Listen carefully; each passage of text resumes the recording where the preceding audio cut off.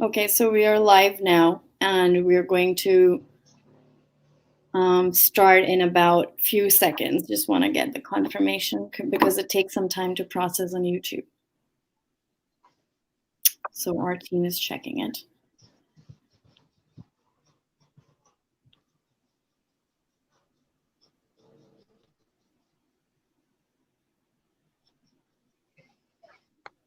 It's 1 p.m. in New York. Sarah, you're in New York? It's 1:07 here. Okay. And in Oaxaca, what time is it in Oaxaca? In Oaxaca is 12. It's okay. one hour earlier. Yeah. Okay, it's like CST, I guess. So I'm on CST too. So it's for me, it's noon. Okay, so we're live. Thank you everyone for joining. Today we are going to be talking to the filmmakers and journalists of Netflix documentary called The Three Deaths of Marisela Escobedo, who is an activist in Mexico. And we have today with us Sara Rafsky, who is a writer and researcher who works on the intersection of journalism, human rights, and filmmaking. Sara also has worked in different ways with documentary filmmakers on the safety and security with another organization. Sara also worked with organizations like a CPJ and another organ, which was where did you work? Sorry, in Mexico. Amnesty International. Amnesty, right? And then we have Carlos Perez, who is a Mexican investigative journalist who is also a filmmaker and started working on this documentary and then collaborated with Sara on this documentary. And there's one more person who's not with us today, Carla Casillas, who helped with the research. And she couldn't join because, the Spanish, English, we were doing this in English. But I do think that Carla's work also was very integral in the research aspect of this film. The documentary is called Three Deaths of Marisela Escobedo, which is about an activist, Marisela Escobedo, who was the mother of 16-year-old Ruby Escobedo, who was killed. And this is a story, a very important story, of oppressing issue in Mexico, of feminicides and how the impunity around them. And in that, Marisela's work of activism was very important and brought together a lot of awareness about the issue from the city of Juarez to across other parts of Mexico as well. And I think that was behind really fueling the activism and awareness around this issue as well.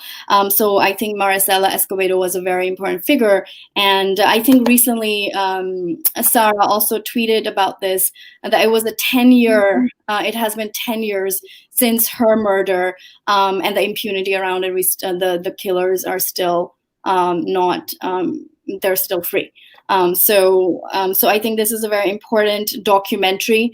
If you haven't already watched it, you must watch it. And today we're just going to have a conversation about the process of how the journalistic work came about and how it went into filmmaking and how the collaboration happened between Sara and Carlos into making this documentary. So I'm going to start with Carlos. I do want to warn for our viewers that today we're having some connection issues. Carlos is in Oaxaca today, and internet is, up and down. So he might maybe disappear for a few seconds, but he'll come back. So, and just to be patient over there a little bit. So thank you both of you for joining. Carlos, I wanted to start with you and ask you about the process of, your story. You started looking at this as a journalistic story, reporting on it, were in touch with the family, and eventually decided to work on this as a documentary. Can you tell us a little bit about you as a journalist walking into the story? How did that happen, and why you thought this was a story you wanted to make a film about? Yeah, well, first, thank you for inviting us to speak here. I'm really sorry about my connection. It was perfect. Like I had it all set up, and then things happen. Yeah. First, I mean, thank you for that introduction. I am not an investigative journalist, as such. I'm a documentalist, and I'm learning from the team that I have around me. This, as you said, has a very deep deep root in journalism, and the team that came together with Sara and Carla Casillas and Alejandro Melgoza, and it was clearly a crucial part of it. But my beginning with the story comes from another kind of side, which is the NGO work and small films that I was doing in Chihuahua with the Centro de Derechos Humanos de las Mujeres in Chihuahua, which is an organization that I knew through a small film that I was doing for Discovery Channel. One of the stories portrayed in that little series was about Lucha Castro, and this was honest. I'm very bad with dates, but this was, I don't know, 7-8 years ago, and I honestly I didn't have a lot of work around the north of Mexico or the issues of forced disappearance and gender-based violence. But when I get to meet them, I was so impressed that I just needed to hang around them. Like they were such heroes in my eyes. But what I saw the first time that I met them was how they were accompanying a mother to see the place where her daughter was left dead, of course, no. And with the importance of them coming with the mother, in that act of solidarity and strength. I was very impressed, and I really wanted to know more about them. And you hear about Chihuahua and Juarez, and of course you understand how dangerous it is to be helping people in that area. So little by little, I was getting involved with them, doing small films, photography, learning about them, learning about their work, how to approach victims, talk to them. I think that was very, very crucial to my work and how I wanted to approach it. I learned a lot from them, and what I saw in their work and the people they work with was just so sad and so devastating, to see that these mothers had to go through all these things. And I think that in a lot of ways, people in Mexico just don't want to see that, right? I mean, how vulnerable you want to feel, how easy it is for someone to disappear or to get killed and get like zero justice for it, right? Like impunity is rampant in Mexico, more than we want to acknowledge. And I wanted to find a way to tell a story that could make an impact in Mexico. And the Marisela Escobedo story was always around us, right? Like Sedem was very close to her, either representing her or just being supportive of her struggle. And it was perfect, right? I mean, she was so amazing. Like the more I knew about her or heard about her, I got to respect her more. And the more I understood the work, I understood how brave she was. Like the places she was going, the people she was challenging. I mean, this was the new icon we needed, right? Like enough with the narratives of sicarios and narcos. Like we're fed up with that shit. I'm sorry, but that's the way it is, right? Absolutely. And I think that is what stands out in your documentary. I would say that this is a new way of telling the story of Mexico, where you have violence is monotony, and that it is part of everyone's life. So people don't really understand, how do you find a language where you say this pain is real, and this impunity is important. We need to work on it, right? And to identify people who are suffering, like Marisela. There are hundreds, thousands of families who have those stories. So I think what your documentary does is also to take us away from the story of the violators and talk about the people who are working on the front line on this. So that's a really that is very important narrative that I think stands out. Yeah, thank you. And exactly, because and the other way is, like, there's so many documentaries on the issues that are important, right? But they just leave you with a sense of hollowness, right? Like there's nothing left to do. There's no one to look up to, because victims like get like run over and over again by the system, that there's just nothing to hold on to.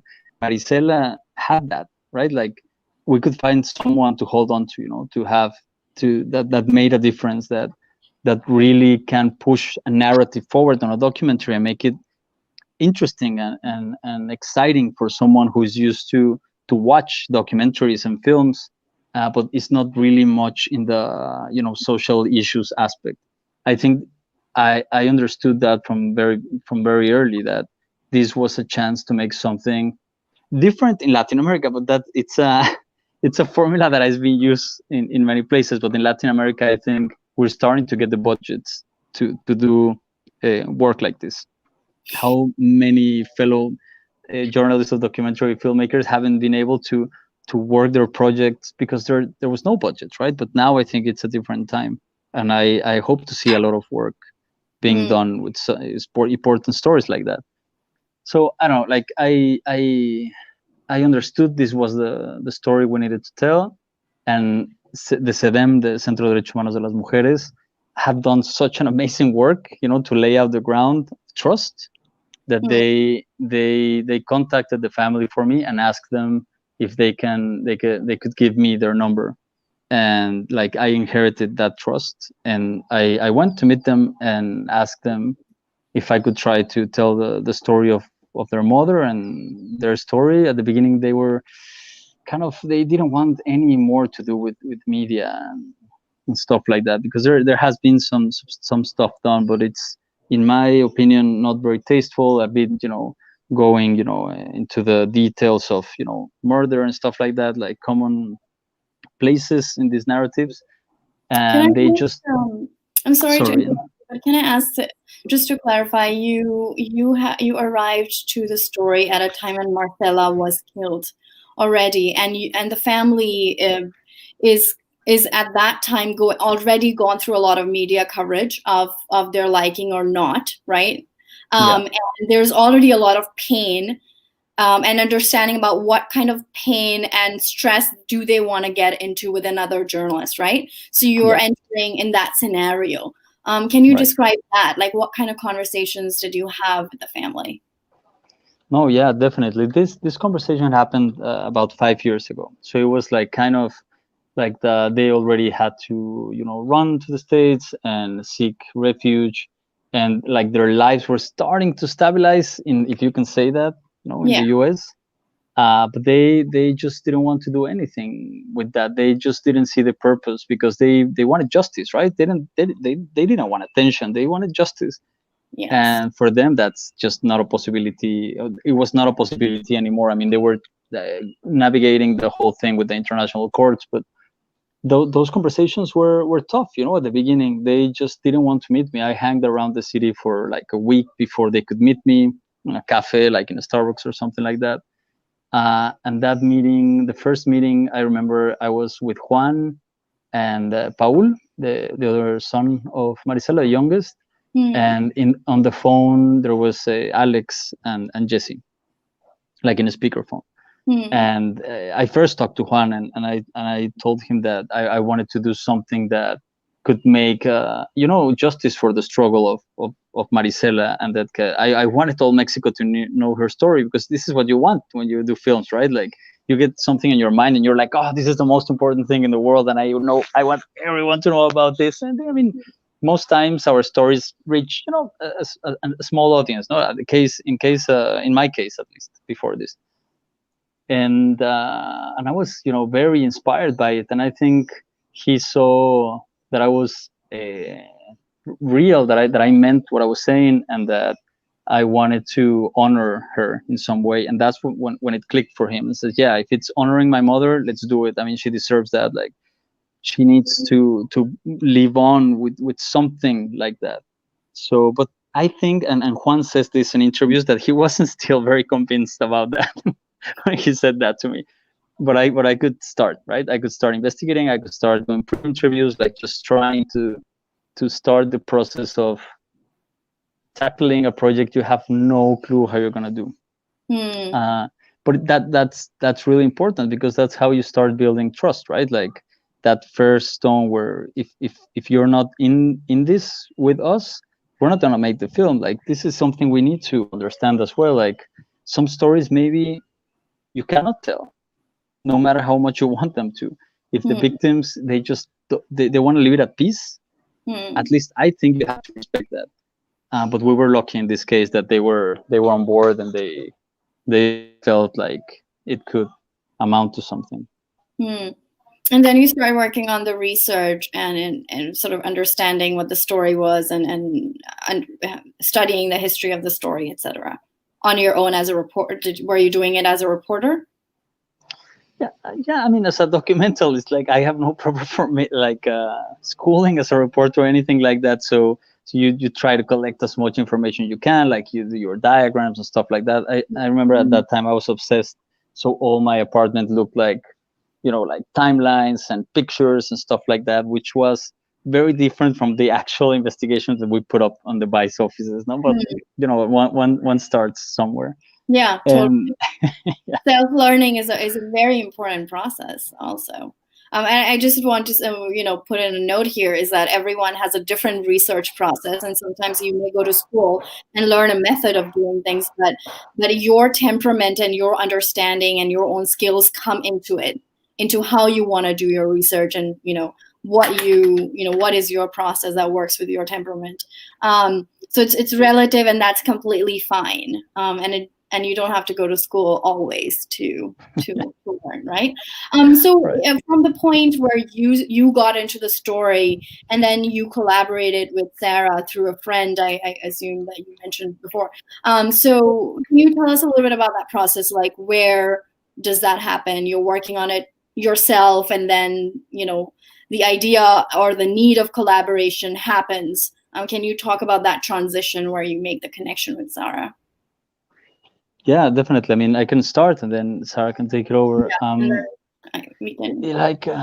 Like we talked before, like documentary sometimes is a very lonely process, right? Like you have the story in your mind that it's going to be great, but you need money and you need people to support it, and it's tough, right? Like you can talk to any documentary filmmakers and they will tell you the same, I guess. And at the beginning, like I was pushing forward, and I was trying to. I made with a friend that came with me and believed in the project, Ginduri. We went and we did a trip to the US and to the north and everything to put together a trailer, right? A trailer so that people could see what we were talking about and that we had access, because that's just very important for commissioners to give you money. But I was tired, it was a year that I was presenting it in at some festivals, and of course you don't get paid for that. You put your money, like you need to do it in your free time, and it's exhausting, right, to do it by yourself. So when I met Hallie Davison and she started working in the production company that we ran together, I told her I need help with this. I need someone to believe in this, and she did. And she was friends with Sara, and Sara had experience with it. Like we needed, projection, broaden our spectrum of who could just help us out, to make the story a reality. And honestly, I had no clue of how to do that. Like my experience was different, I guess, than the regular path of the filmmaker. So I don't know, Sara, if you want to say anything about that, but that's how it started to be collective. So. I think that's where I just wanted to say a few things. I think that's where the connection is very important for filmmakers, right. Where like you are working there as a reporter, and then you make that connection, work with someone who understands the industry, right? Because these are very different skills. So I wanted to come to you, Sara, that you already had experience in Mexico, so you understood the context as well when Carlos may have approached you. So you understood a little bit about that, given that you had worked with filmmakers before in the safety aspect of it, and your previous experience as a researcher in the region and about the region. So can you talk a little bit about how the connection happened for you? And then the importance of you knowing the story. What kind of role did that play for your willingness to get on board on this project? Sure. And thanks so much for having me. So I entered the story, I think, about a year or two after this meeting that Carlos described with the family in Texas. And as you explained earlier, I've been working for 10 to 15 years in Latin America, in particular in Mexico, as a journalist, but also working with organizations like the Committee to Protect Journalists and Amnesty International. So I knew a lot about the context of human rights issues in Mexico. I also, because of my work at CPJ and with the Doc Society, had been doing a lot of work around safety and security issues with filmmakers, which perhaps we can touch on this later in the conversation, but security was a real issue in this project. And then lastly, in sort of a parallel track, I had experience with documentary film, but more from the kind of film festival funder side, not from the production side. So because of this background, I knew Hallie from when I'd been living and based in Mexico City. Hallie was one of my closest friends. And at this point, actually, I was already back in the US in grad school. But at that point, Carlos was ready to sort of like push this project forward. And he was working with Hallie at that point. And she suggested we talk. And at first, it was a series of kind of informal conversations. But I mean, I was immediately so taken with the story. It just seemed not only so compelling from a sort of character-driven story about an amazing woman and her family, but it represented so many of the wider issues in Mexico that I cared about and that I've been working on. And it was also so clear from hearing Carlos talk about his relationship with the family that, you know, Carlos was really the right person to be telling the story. Hallie was a good friend of mine. So it just felt like the story, the team, the moment, it just felt absolutely right. And like I just knew I wanted to be involved. Even though I'd never made a film before. I'd been working on related issues, but I'd never made a film before. But it just seemed like if I was ever going to do it, it was this story and with these people. And so eventually I came on as a producer, and we were a very like scrappy 3-person team at that point. But Carlos can speak a bit more about like the mechanics of it, but we relatively quickly, I mean, honestly, quite quickly, I think more quickly than we expected, had made the connection with Netflix, which then allowed us to bring on a much bigger, more experienced team, like the Vice Studios team, and then, you know, it really took off from there. Can you tell me a little bit about the process of what kind of brainstorming that you guys were doing, like as a team initially? Say when you landed the project with Netflix, you guys were discussing amongst yourselves, this is how we want the documentary to look. These are the aspects that we care about, and these are the aspects we don't care about. For example, making sure that this is a story about Marisela Escobedo, and the whole documentary shows that as the main character, and the story as well. There are a lot of other aspects that could have been included, but they weren't, right?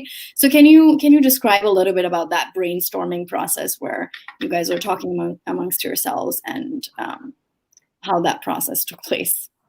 I mean, I think, and I'll let Carlos take over here, but I think one thing that's important to stress is, you know, we were making what was mostly like a historical film. Like this wasn't a verite film. This wasn't unfolding in the present. So there was a lot of different ways it could have been told. But I think Carlos really knew from the very beginning that he wanted it to be very cinematic, and he wanted it to have sort of the drive of a narrative film, because he knew that was really the way. He said a bit about this at the beginning, to really connect with a wide audience. Like we didn't want this to be a niche film. We wanted this to be something that could really connect with the wide public, and we hope then have the impact. So obviously, you know, from a budget perspective, getting Netflix on board was extremely helpful in that regard. But I think, you know, money is really important, but I should just say, like, that 8-minute trailer that Carlos talked about that he made at the beginning when he had no money was really amazing, and I think really showed all the elements that would then sort of came to fruition in the film, and like the very cinematic vision that he had with recreations and things like that, which are sort of a little bit tricky at times. But I think you could really see in that 8-minute film, even when he didn't have the funding, what that vision was, that sort of like cinematic vision. And then we brought on all the journalists who could do sort of like the rigorous reporting that was the scaffolding underneath. But I think that was really important from the beginning. Carlos, would you like to say something? I do have a question as well that you can take on, I guess, either of you. That is about recreation is one of the very important parts of the process, because you are uncovering, you're basically telling a story that has been going on for a long time. There's a lot of archival material that is used here. So can you tell us a little bit about that process, about when you were doing the research for the documentary and understanding the history of the story, and so making that the choice between what you're going to use from the archives and what are the scenes that you were going to recreate? Sure. Yeah, I mean, like Sara was saying, I mean, I had a lot of work advanced, and them really, they had, the family gave us access to the case files and a lot of things that would have taken us months to get, and I think it would have pushed our timeline. And I think when Carla and Alejandro got into the team, it really changed how we saw the movie. I mean, very early on, like Sara was saying, I had an idea of what we needed, right? Like how it was gonna be told, like especially the things we didn't want, right? Like I said at first, like the story of Sergio, like we didn't want to dig into this guy's life and make it about him. We didn't want to. We always had in mind that Marisela had family and that those kids of hers have kids, and that they would be watching one day, right? And that's something that Sara was very, very important. No, we have a conversation early on about that, because we want to people to feel proud about the documentary. I mean, that it says something, but I think how you make it and the decisions you take, they're very important in the life of the people you project. But when Carla and Alejandro got into the team, like that really kicked things in gear, because they started looking into other sources, like really putting together the timeline, like filling it out, right? Like I knew a lot of things and stories, but when they came along, we got more sources, we got more information. Like I could make a script, right? Like a script with all the information. Like we didn't want to miss anything, because unlike the series that you see now that go into every single detail in an hour and 40 minutes, like you cannot do that, right? Like you have to choose what's going to drive the story, but also what's going to make people to have their own judgment about something, right? Like we wanted this film to feel like we're scolding people, like this is what happens, so this is not. Like we wanted people to see the truth and judge for themselves what was going on in Mexico, right? This is why we ask for interviews with El Fiscal, or we ask for interviews of many people, to get all sides and all the versions. Like La Procuradora Patricia Gonzalez gave an interview for me, was very controversial, but you need her input, no, in this. And I think we're at the point in Mexico and in many places where just thinking that you're on the right side without reflecting on what's really happening there's no use, right? Like we need to see what's really going on to make a change. Like we cannot just say, the police is not working. No, you need to see the police doesn't have gas to investigate all the crimes in Chihuahua. The police are like paid shit for their work. The police is just unable to provide what the justice system asks, in order to get justice. So I think our decisions and choices were very deliberate because of all this huge amount of information that the journalistic team brought to the table. I should also say, I mean, I'm just remembering the number of access to information requests that the research team submitted, and the extent of like the files, both like paper files and video files, that the team was able to obtain and review was pretty amazing, and allowed us to like find these details and information that, even though this had been a well-reported story at the time, we could bring new information to the table. I think it's worth, the reason I'm mentioning that part of the process is that in recent weeks and months, the system of access to information and receiving information from the government agency in Mexico has sort of been put at threat. And the importance from a journalistic perspective of being able to access those documents was really important. Mm-hmm. Absolutely, and I think that that's an important aspect that I wanted to touch upon as well. Like, what kind of research went into after the Netflix contract? I think that it makes a huge difference for independent filmmakers to work on a documentary when they're working on it on their own. And when they work with a team, it makes a huge difference when you have more partners, more investigators, and more eyes on it, more people to brainstorm as well. And so, Sarah, I think that we have like a little bit of connection issue. I'm sure Carlos will be back. But can you describe a little bit about that difference between, like, how significant is it for you as a filmmaker to get a big contract, and what kind of difference does that make in the work that you were able to do? Well, I mean, obviously, I think in every step of the process, whether it was, the journalistic research, the production, the post-production, just, more resources means you can bring more people on board. And that makes a tremendous difference. I think, just speaking from my personal experience, as I mentioned before, this was my first time working in an actual film production. And while I've done a lot of journalistic research as a researcher and writer, the main difference between that and filmmaking is just the number of people who are required. it is a collaborative medium. It requires a huge number of people, and we could bring on great people on every, as I said, in every phase of the production. From the research angle, which is I think what you were asking about, we were able to bring on Carla and Alejandro, as Carlos mentioned, who really led all phases of the research phase from our office in Mexico City. We were able to hire people to help us on the ground in Chihuahua and Juarez to help us do other research there. I did some research in the United States. We were able to really sort of cover all of our bases, which would have been impossible without, the resources that we had. Okay, cool. Excellent. So we have some questions. I'll just go over some of that. I wanted to go into the security aspect as well. So actually, let's just do that first, and then we will look at the questions.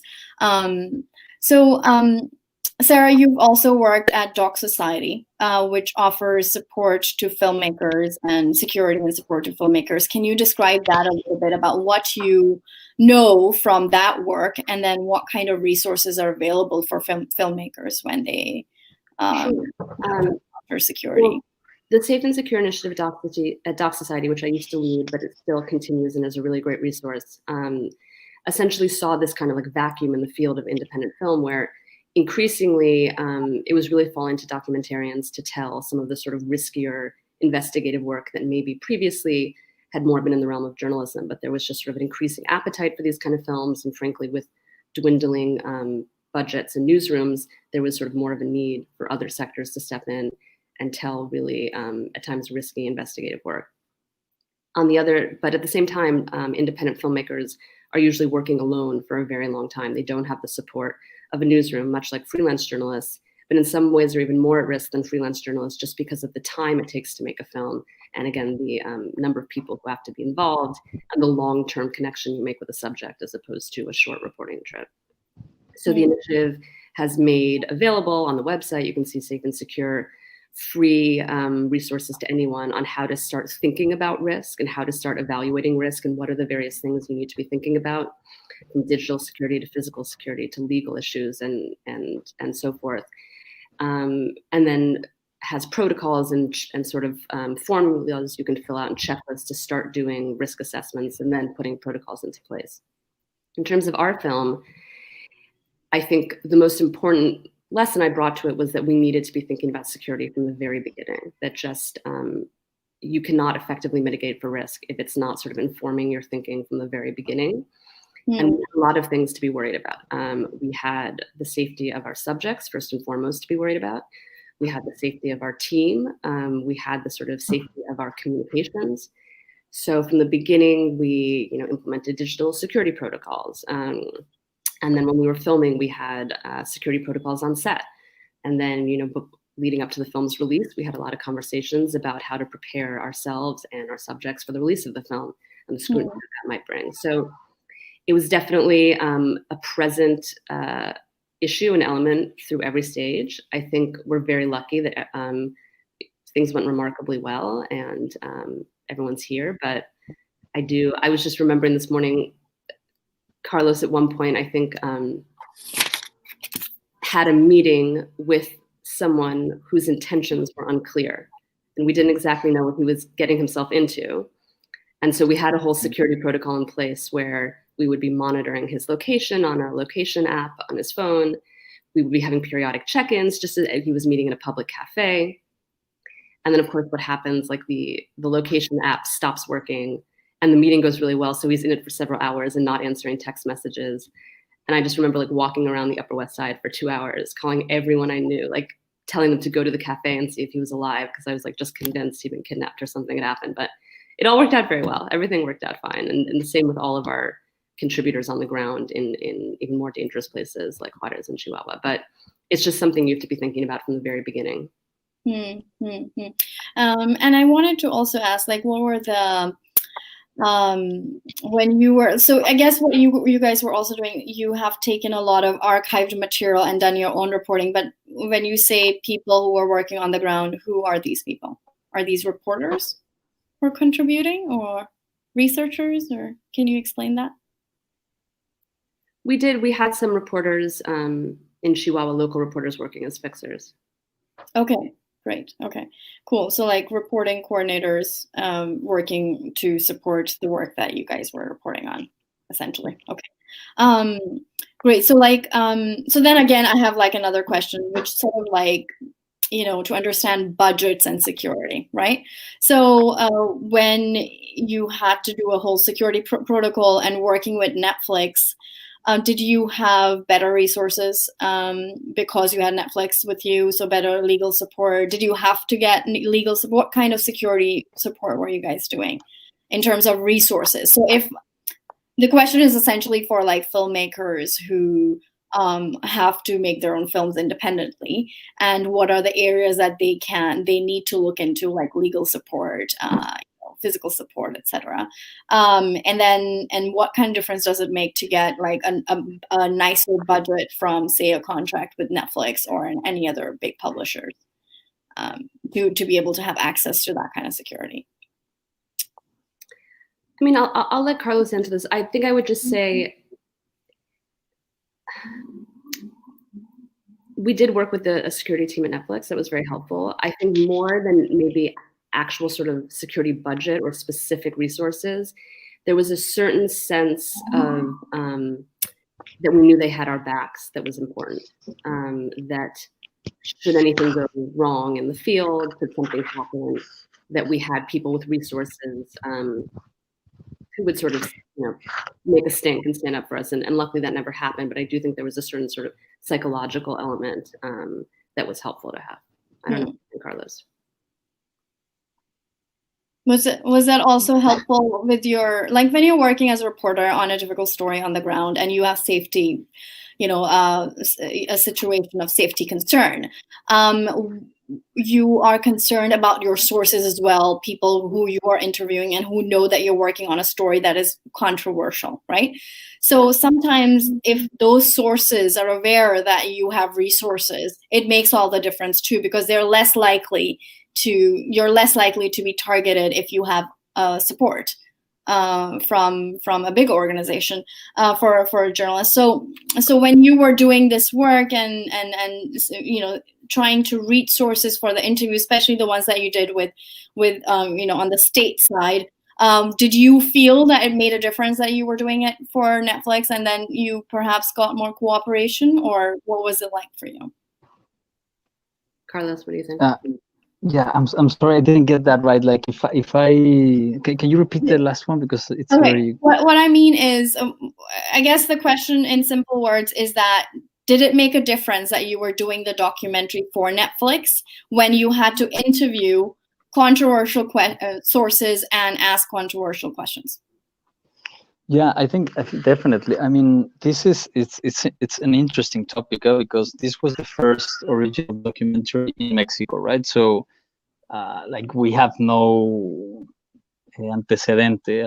So there was nothing like it that could people measure up to the impact that would have, no, with authorities, with people. So we were very aware of that, and I think a lot of the authorities spoke because they do understood that they needed to be in there, because in many ways what that brought reach of audience gives you is that that's the storyline that people will keep, right? Like maybe there's a beautiful documentaries or beautiful told stories, but if it doesn't have that reach, like it would not, stick on the collective imaginary. But I think some of them understood, and this is why they gave us interviews. But I think it happened on the other side. I think some of them just didn't understood the magnitude of what Netflix meant, right? Like they just thought it was another interview, and to be honest, like some of the officials, they just didn't prepare for the interview, like like that, like no information whatsoever, like very very badly prepared, and I think that showed. And I think that it's an interesting thing moving forward with these stories on these platforms in Latin America, because you can see that they have an impact in society in some ways. I'm not saying that this documentary had like a huge impact, but it had, in some ways, it was in the news. It was in the conferences of the president, of the governors, and but definitely saying that you're going with Netflix like changes the game for one way or the other. Yeah. I also think Carlos is being too modest about the impact. So allow me to like sell him a bit more on the impact. I think, even if a project is on Netflix, it doesn't necessarily mean it's going to reach a wide audience. This project has reached an incredibly wide audience in Mexico. It's been like very inspiring to see that at a time of like great hardship for everyone, when you could be forgiven for wanting like escapist fare, that Mexican audiences, like in huge numbers, have been watching this. And you can see like on social media, the conversation just hasn't stopped since the film premiered in October. It's just ongoing. So that's one thing. And then the other thing is that there have been real important steps and movements in the case. And of course, this is also building on the long work that the family's done and that the NGO CFWIJ has done. It's not just because of the film. This is a project that people have been working on for years and years. But I do think, the film has helped bring a certain level of higher scrutiny. And so in the months since the film premiered on Netflix, there has been movement in the Inter-American Commission on Human Rights, slow steps for the commission to start evaluating whether to take the case or not. And I think maybe most significantly in a conversation, a Facebook Live conversation between the Chihuahua governor and the Chihuahua State Attorney General, the Chihuahua governor specifically cited the film and how widely it's been seen, and asked the Chihuahua Attorney General if he would reopen the case. And this was the same man who on camera in our film had said the case was closed, and he said he would reopen the case. So that's, I think, really exciting in just, the few months since the film came out. Mm-hmm. Yeah, that is very exciting. And I do want to say that to Carlos and both of you, this is, femicides is a huge issue in Mexico, and there is a lot of reporting around it, but this story essentially contextualizes a lot, and the narrative is beautiful, the way you guys did this job. And I think that is one of the, how to make an impactful documentary about an important issue is really all about how do you bring all of that research and be with a crystallized message and understanding of the issue. And I think you guys were able to do that. So that's really one of the most important elements of a successful documentary. I think that is possible because of the storyline and all that it would have that impact.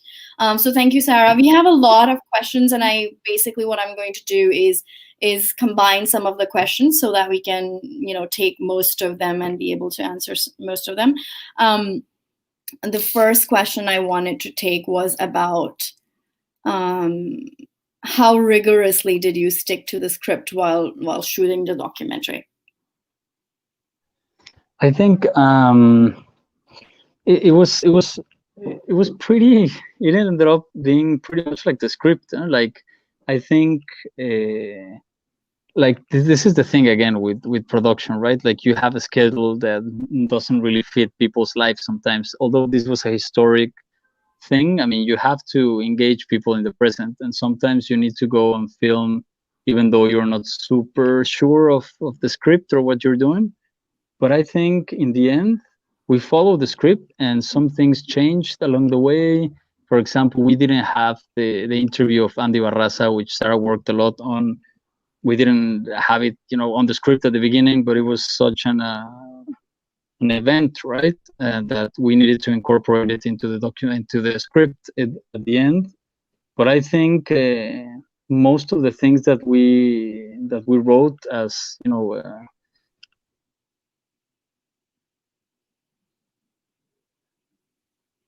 Well, I'll just step in until Carlos comes back. I should say, in terms of the importance of the script, the title for the film actually comes from kind of the way Carlos structured the script. That was not the title we had going into making the film, but the way Carlos wrote the script, he wrote it in sort of a 3-act structure, like a classic 3-act structure, but he structured the script around these 3 deaths. And so it was that Carlos's work on the script that really gave us the title of the film.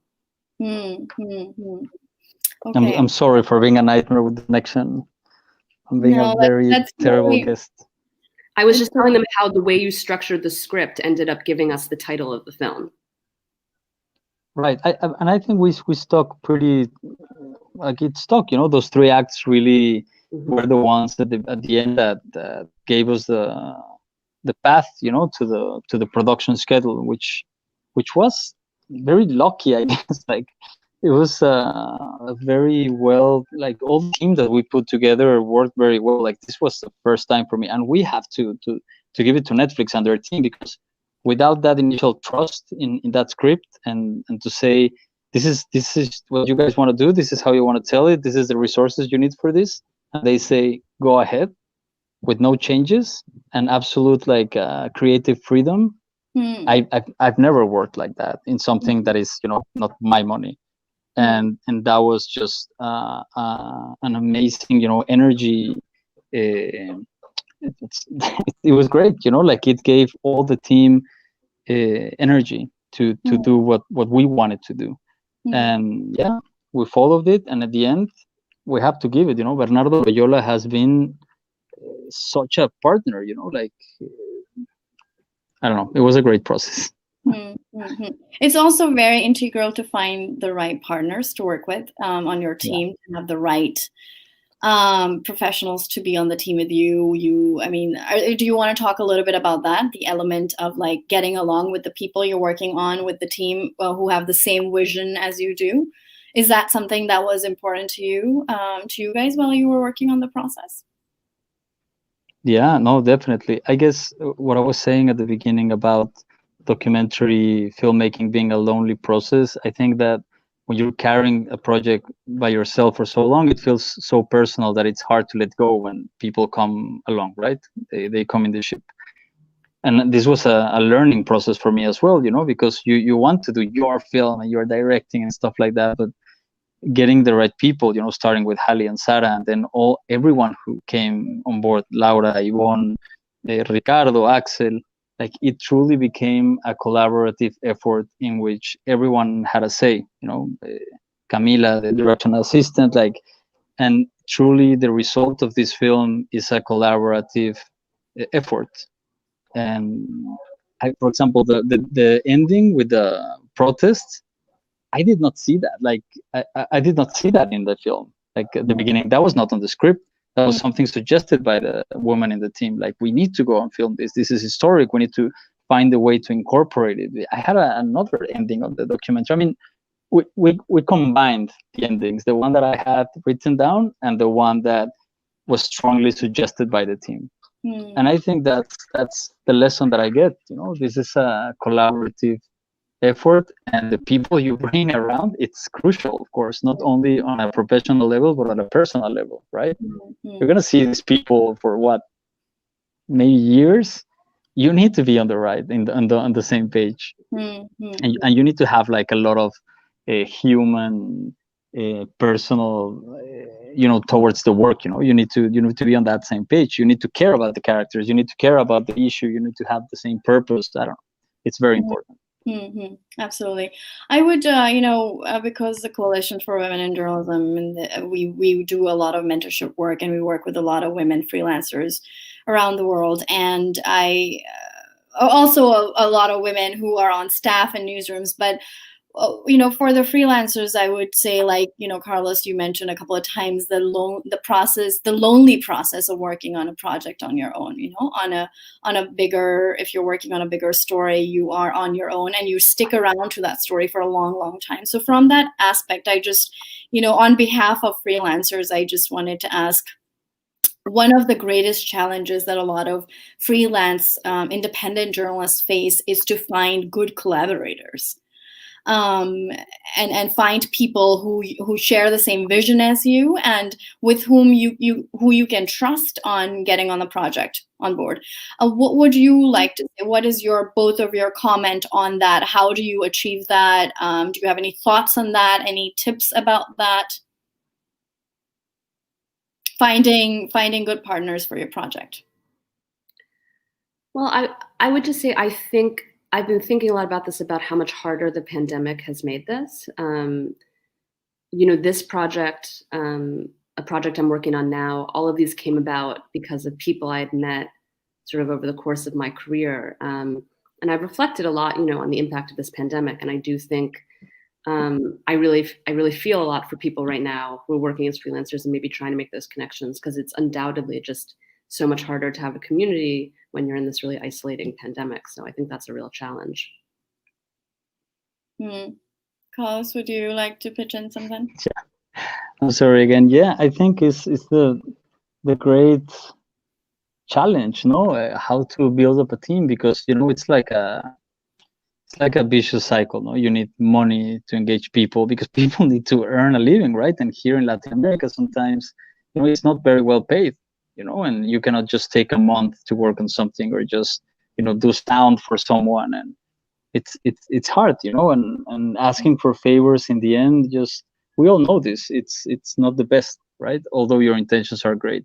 So I think we need to find a way that we collaborate, in different issues, and there's someone always on the team that is dedicated to get the grants and to get the resources to get the machinery moving. And I do understand that it has to come with great passion. It has to go with same goals, but also has to do with sharing the creative elements of the project, right? Because sometimes that's what drives people away from the projects, because the director holds it so tightly that it just makes the other people feel, at least I have done that, right? It makes people feel that it's not their project, and that's a mistake. Right? I mean, that has happened to me, of course. I've driven people away from that. Yeah. Sorry.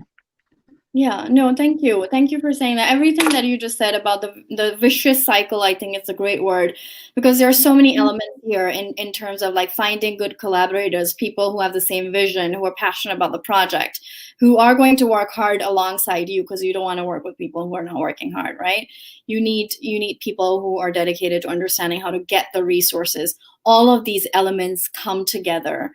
And then to be able to work with partners who would stick around along the journey, however long or short that may be, because sometimes, serious journalism requires, there's no deadline. It may require more time than you had planned, and all kinds of things happen. Like, for example, now we had COVID and there was a lockdown and all that stuff. So to find the right people, but also, I guess there's certain element, if you don't find the right people, I think there are certain methodologies that can work, which can be around communicating and working with people to try to make, at the end of the day, I think all journalists kind of work because they care about stories and storytelling, right? And then there's this other element of resources that comes in, which kind of becomes a challenge for a lot of journalists to be able to tell their story. So I think that good planning and methodology can also help people stick around with each other, and be able to complete that process. My next two questions are about Netflix. So before going into those questions, I do want to say that I do want to acknowledge that a lot of filmmakers don't get big contracts, and that doesn't mean that the work that they're doing is not important, or that is any less important. But then I think that I'm going to jump into the questions. I think the questions kind of undermine a little bit about the importance of the work that everyday journalists do, right, for smaller media or local media, or independent documentary filmmakers who end up publishing at film festivals but not reach the mass media.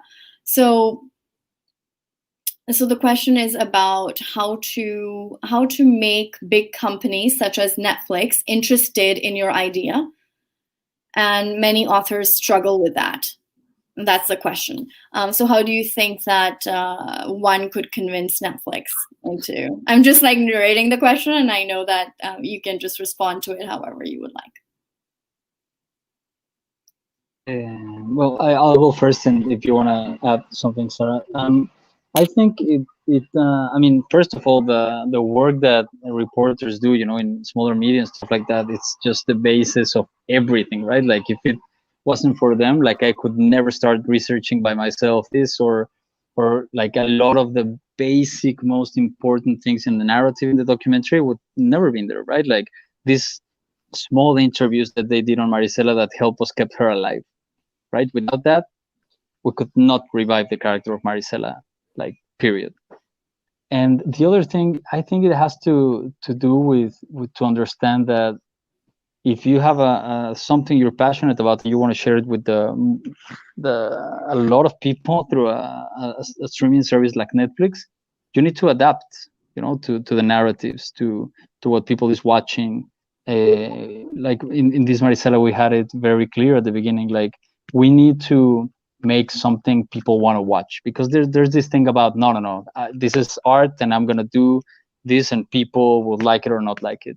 But I think if you really want to have a reach and you really want to have someone like Netflix interested on this, you need to make it interesting, right? Like, you need to make it exciting. You need to speak the language of these huge streaming services. But that doesn't mean you have to compromise your ideas, or you don't have to compromise your narrative. You just need to find a way around it, right? To make it exciting, to make it new, to think outside of the box. I think there's a lot of a formula in documentary filmmaking that we follow a lot, right? Like this observational thing, which is beautiful, which is necessary, which is not less important, like you're saying, but that doesn't have a fit in these services, and that services come with like millions of people watching this, right? Like, all what Sara mentioned before that happened here in Mexico was only because it was on Netflix. Like, if we had like this amazing film just in Ambulante or these small festivals, it would have been great, right? But like, a lot of people that really didn't care about the issue before would never have access to it. And what we need to build is bridges, right, of understanding. We need to bring a lot of more people that are not interested on these things, or they really don't look for this information, to come to them. Like, Netflix brings documentary to them. For just quickly, I watched Midnight Family yesterday on Netflix. What an amazing film to have on Netflix, right? Yeah. What a film! Like, it blew my mind. I'm still depressed on our, it's the health system. What? This guy, like, it's crazy. And I think without Netflix, a lot of people would just never reflect on these issues. And I think we need to be more flexible as filmmakers if we want to reach these audiences and we want to work with them. And I think there's nothing wrong with that. I think we are a creative hub. We're a creative community. We will need to find new ways to reach people. That's always have been the case, right? Why not documentary filmmaking? Yeah, Sarah, I would just add to that. Everything that Carlos says is so true. And also, to be really frank, timing and luck play a huge part of all of this. Timing and luck are crucial in everything in life. And, we happen to be at a unique moment in the media ecosystem in which for business reasons, there is a need for content. There is an interest in the documentary format. Like, this is just a very specific moment in kind of the business of media that is great for filmmakers in many respects. Like this, Carlos could have tried to make this movie 10 years ago, and it just would have been a very different media ecosystem that he was trying to bring it out into. So I wouldn't, take heart. A lot of this is timing and luck. And I think it's that combined with finding the right story, are you the right person to be telling this story? Why are you telling this story? And does it align? I mean, I would think about everything Carlos says about Netflix is so true. And if you don't want to make that kind of film, that's completely fine. You shouldn't try to force it into a different format if you don't want to. I think there's room for many different kind of films in the world. And if what you want is to make a kind of film that will reach, a really wide audience, and make it in this way, it's just a combination of finding the right story, finding the right team, and then like a healthy dose of luck and timing. And that's just the truth. Yeah. It does take resources. I just want to say, both of you, I mean, I think Carlos, what you said is very important. And Sarah, you too as well, contextualizing that. I just want to say, I think a lot of times journalists, especially those who really want to tell a story or have a methodology of what they want to stick to, sometimes find it very challenging to be able to work in the mainstream because of these reservations. And sometimes the reservations are relevant and true, I guess, because in the mainstream you can tell it. The mainstream sometimes undermines the depth of a story. And so it depends on the story that you're trying to tell as well, and whether there is interest in that story. But I think that sometimes filmmakers can't, make those compromises that the mainstream would want them to, because you have to sort of filter to make it communicable to the masses, et cetera, et cetera. So a lot of context gets compromised. I do think that you guys were in this documentary, you guys were able to maintain that context too, because of the way you told that story through, Marisela Escobedo, and then, all the threads that were coming together. I think you were able to maintain the context as well, which I think, which is why it's such impressive work. It's mainstream, but it's also really, it maintains the depth and the poetry of the story that you were telling. Just one more, I guess I'll take one more question, which is also about Netflix. We have discussed this a little bit already, but maybe there's a few more points if you would like to put in. The question is, what would the challenges be? Challenges had been, there's some, I'm going to rephrase it. It basically says, what would have your challenges been if you did not have Netflix on board?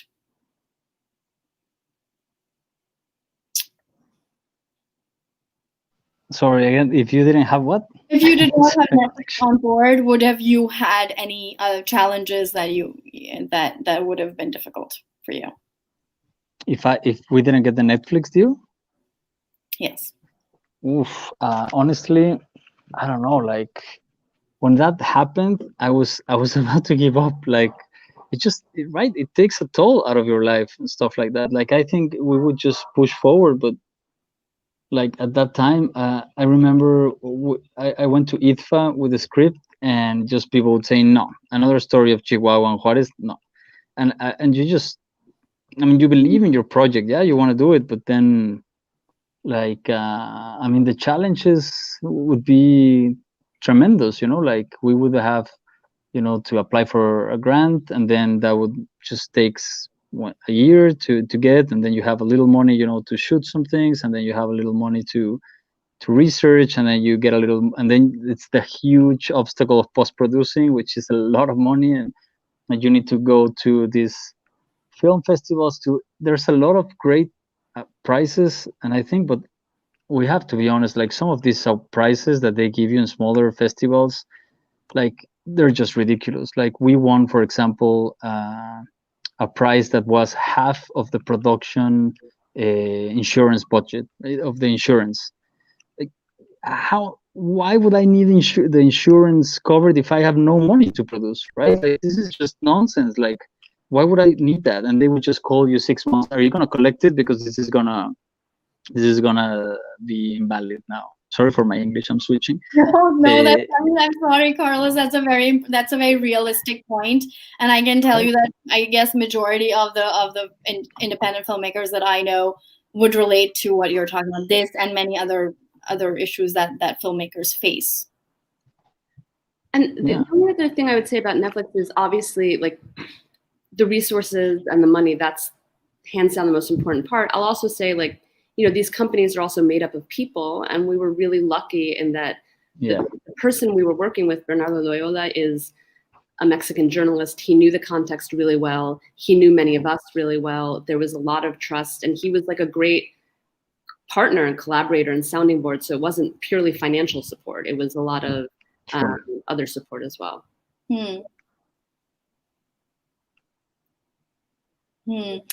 I think Carlos was going to say something. He stuck a little bit, but I just wanted to say that in our previous call, something that Carlos had mentioned and Sara, you had also pointed to, is like the importance of having someone who understands your story, you know, at the platform that you want to work with, right? So at Netflix, having that partner who it's not just the monetary resources, but also that you have someone who understands the story and would understand how you choose to tell that story, right? Like you wanted to tell the story of Marisela and not remove some aspects that are already covered or were not the ones that you wanted to highlight. So to have someone who understands that and the ethics around it is important as well. Yeah, and I mean, the last thing I'll say to the ethics is that I think from the very beginning, when it was just me, Carlos, and Hallie, and then even before that, when it was just Carlos, like from the very beginning, I think we talked about this in our previous conversation, like the most precious thing was protecting the established trust between Carlos and the family. Like that was always the most important thing. That was our guiding principle from the very beginning. And I think when it was just the three of us and we were like a scrappy team, you know, maybe I should just speak for myself. I felt very like, I need to aggressively defend this. Like it was scary. We were bringing all these other people on board and we didn't know if we'd be asked to compromise or put that guiding principle at risk. And, you know, we're so phenomenally happy and lucky that that was never the case, that everyone who came on board really shared these ideals and like never put us in a position where we felt we had to compromise or that threatened like the integrity of that bond and trust between Carlos and the family. So, you know, it really, that was a risk when you bring on more people and, you know, powerful companies, but we were like really thrilled with how it turned out, that relationship and that process.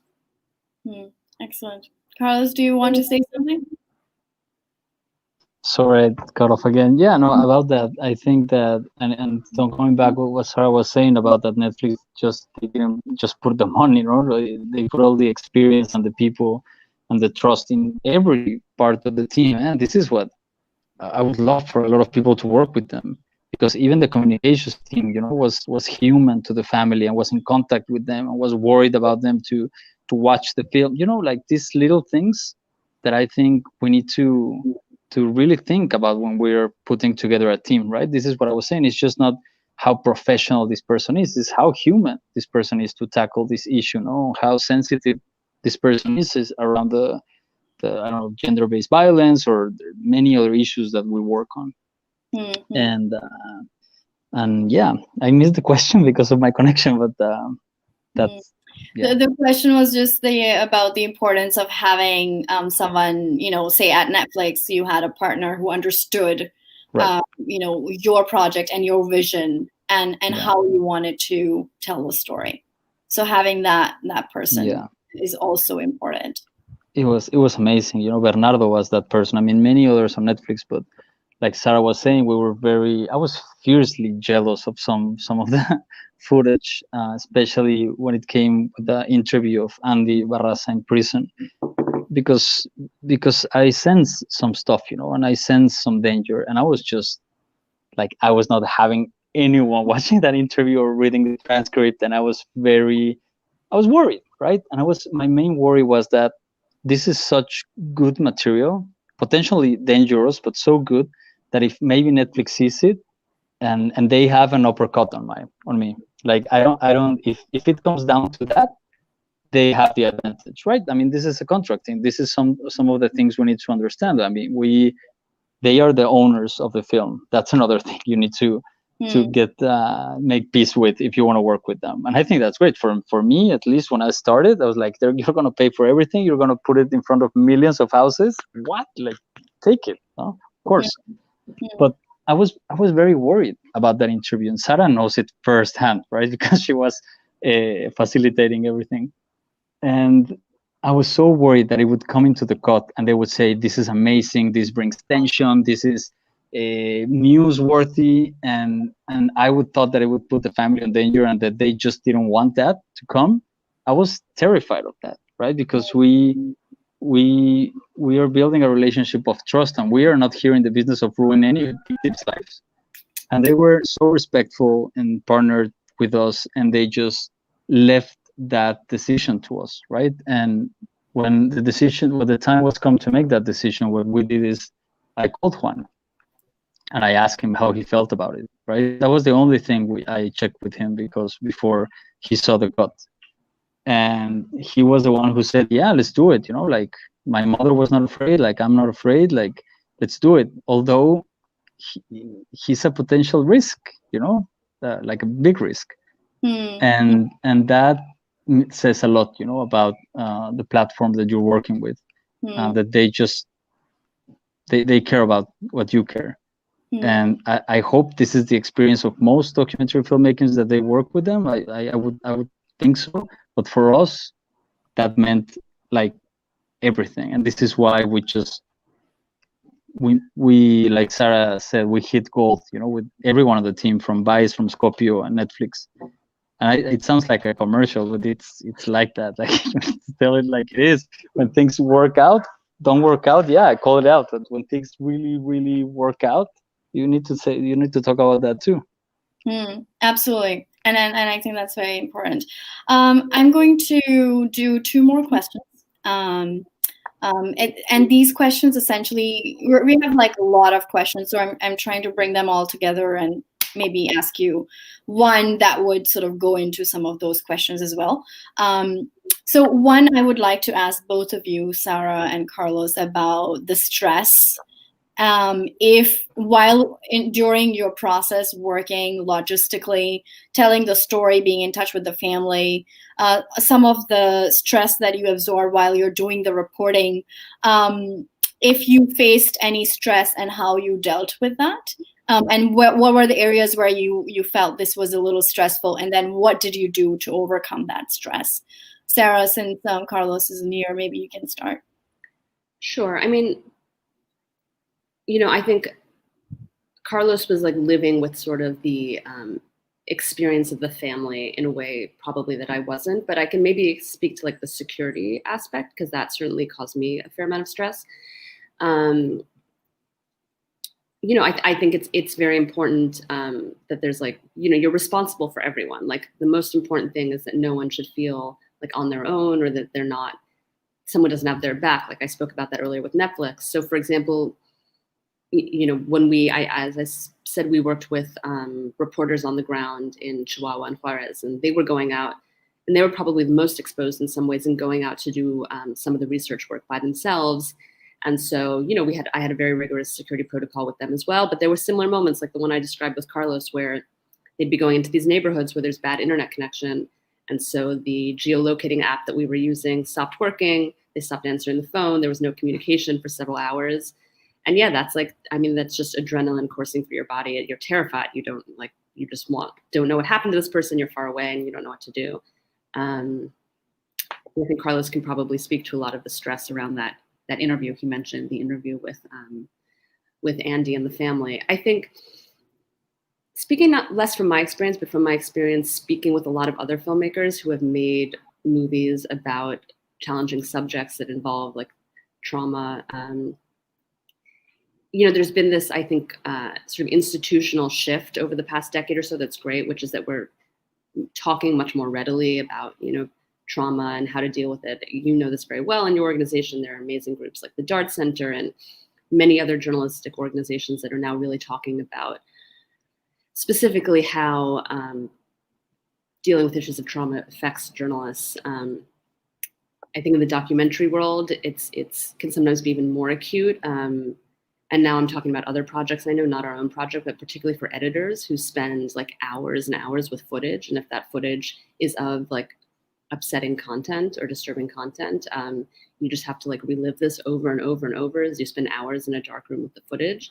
And there's been a real shift in the past few years, although probably not enough, to take this into account and make sure there's sort of open channels of communication, that people can share what they're feeling, that they can talk about if they're having trouble, that resources can be made available for them. I know another film that I wrote a piece about, Welcome to Chechnya, the team actually started doing group therapy sessions all together to sort of try to process the sort of intensity and trauma of that project together. So I think everyone has their own coping mechanisms, but I think sort of taking away the taboo and shame around talking about these things, particularly in a production where there are a lot of people going through what you're going through as well, is really important. Thank you, Sara. Carlos, we were just talking about the stress, the stressful aspect of doing the work. And if you could speak a little bit about what were the elements, were there any elements of stress for you while you were reporting, being in touch with the family, during the whole process of directing this film? Where did you feel stressed, and how did you overcome it? Sure. I mean, on the stress, no, and this is horrible. I cannot say sorry enough about this connection. Right. About the stress, right? Levels on the whole process. I think, I mean,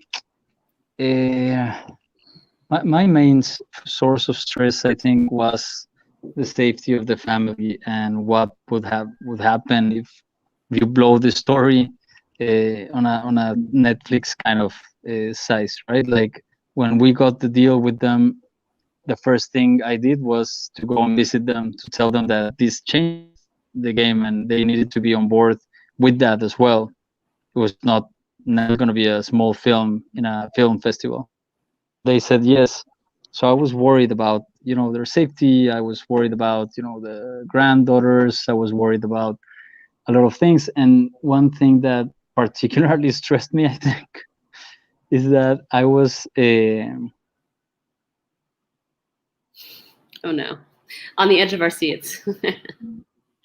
It's like the internet. Yeah, I do know. I can speak a little to Carlos's experience in that he really, through every stage of this. Well, here he's back now. You're back, Carlos.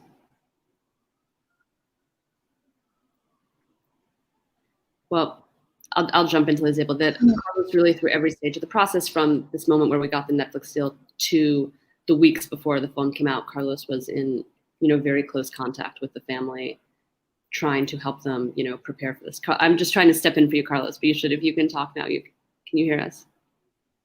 Can you hear us, Carlos? I'm sorry. Yes, I'm gonna stop. I'm gonna stop making this horrible for everyone because it's just. No, it's okay. I know that it's really challenging, and yeah. I think that I did really want to get your input on this question. So if you could jump in, and then I guess we'll try to wrap up soon so that we don't face these problems. But if you could describe a little bit that you were saying before it got cut off. Not listening to anything. Oh. Sorry, can you come again, Kieran? Asking the stress you experienced, what you were saying with the family and the stress you experienced. Everything is frozen. I'm sorry. So your screen is frozen, but I think we can hear you. So can you continue from where you left? Maybe I can. I don't hear any questions. I'm sorry, but I can just finish the thought that I was saying. Yeah. And if it cut off again, I'm really sorry. No worries. Yeah. What stressed me a lot is that I really wanted the scenes to be shot in the places where they really happened, right? Like we didn't want to think as people that are not from Chihuahua or Zacatecas. Okay, this is what a a neighborhood like from there looks like, because they're safer, right, to not film in these places where there is a lot of I can speak a little bit to this while we wait for him. So yes, Carlos really wanted the recreations that we filmed, even though they were recreations, he wanted them to be like literally in the exact place that they took place. But many of those neighborhoods in Juarez are like quite dangerous. And in particular, we had a shoot planned. And there's a lot of planning and logistics and money that go into planning a shoot in Juarez. And the days, like a day or two before, there was this really awful incident involving a National Geographic team that had gone to interview a local member of an organized crime group, and kind of in the wrong place at the wrong time while they were interviewing that member of the organized crime group outside his home, a rival faction showed up and shot at this man. And the journalists were caught in the crossfire and luckily survived, but were injured. And it was a really big story. And we had to make the decision about what to do because we were supposed to be going and filming in that same neighborhood just a few days later. And Carlos understandably really wanted to continue. A lot of people did. And ultimately, we just made the decision that it was too dangerous, that to go in with a big camera crew right after this had happened when tension was high wasn't worth it. And we canceled the shoot. And it's quite difficult to do that when, it's one thing if you're just a reporter on your own and you're like, I'm going to wait a few days. Like, that's not how it works in documentary film. We had to wait months to go back. And it required a whole other set of planning, logistics, and budgeting and getting more money. And so that was not an easy call to make at all. But we thought that was the right call. And I still think that was the right call. And again, Netflix was very supportive of us as doing that, which is great. So then we came back months later to do it again. And I was there at that shoot. And, luckily we thought the context was calmer at that point, but we did, there were a lot of security issues about going in with a filming crew to that neighborhood. And there were definitely some very stressful moments, like on the week of that shoot.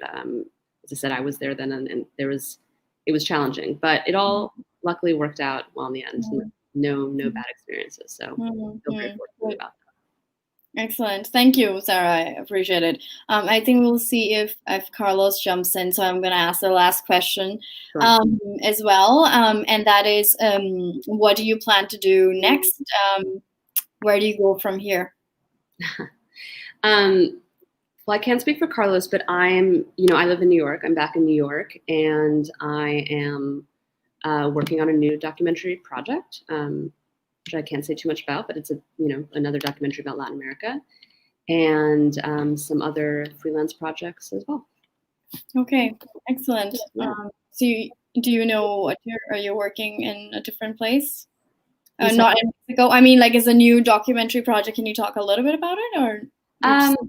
I think not, but it's very early stages, and it's about Latin America and human rights issues. So okay, great, thank you. So I think we could. I don't know if we can wait for Carlos. It seems like the connection is off. It would be awful to just end without him, though. So let's see. Let me just try to see if I can text and find him here. Oh, he wrote me. I'm sorry. He texted me. I had my phone on silent. He wrote me and he said, one moment. He said his connection's dead. He can barely get a WhatsApp message through, but thank you so much. Yes, thank you too. Thanks so much, Sara and Carlos. It was really nice to have this conversation. And thank you for having us. Yes, thank you so much. Take care. Bye-bye. Bye-bye.